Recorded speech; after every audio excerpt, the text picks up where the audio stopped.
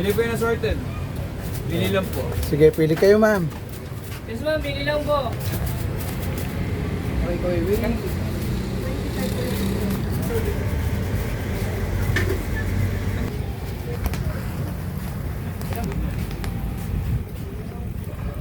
Ating street food, bulaklak daw po yan, bulaklak. Parang ano yan yung bulaklak sa sa baboy naman, tayo ng baboy naman yan, tayo ng baboy. Tingnan niyo po, mukhang delicious talaga, sarap po. Tapos ito yung tinatawag na Betamax. Chicken blood po to, chicken blood. Yung sausawan na suka. Yan, tikman po natin. Ayun na po, sausaw muna natin para ma-sanitize. Ayan, tapos tikman po natin. Hindi po siya maalat. Ito yung iba, bang nabibili na street food saan maalat, ito talaga malinis. Parang I think malinis po yung pagkakaroon nila. Sarap po. Pagkapan natin. Ayan o. Ayan o. Ang sarap. Ito yung tinatawag na Betamax. Sunod naman po natin ito. Ayan o.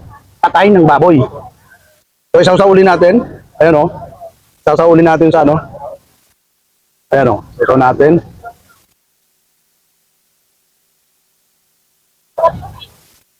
Medyo may charcoal taste. Sarap. Apa?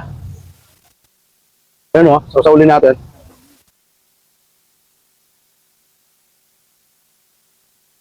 Ang sarap.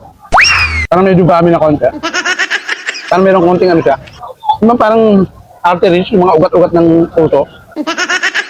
Ayun o. Patay ng baboy po ito Ang sarap. Another bite. Parang Mama Mary. Ayun po Ano, nahulog pa yung ano, tuka. Another bite pa ulit. Ito na tayo. Parang po yung bulaklak daw. Parang ito yung ginagawang chicharong bulaklak. Pero inihaw po nila yan Ayun po chicharong bulaklak po yan. Sasawsawin natin. Parang ganun. Parang ito yung pinakaano nila condiment sila Yan sinawsaw po natin. Sarap din. Alam niyo yung pritong chicharong bulaklak. Ganun din ang lasa. Okay, ito lang. Inihaw naman po ito. Ayan inihaw. Ano? Ayaw pa suma. Isa pa tayong bite. Sarap.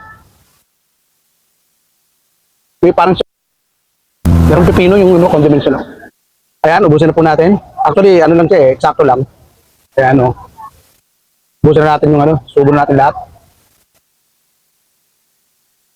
Ayan mga ka-vlog, wipe out na naman ng ating street food dito, adventure sa sa Mercato Central ng Bridgetown dito sa Pasig. Filipino street food na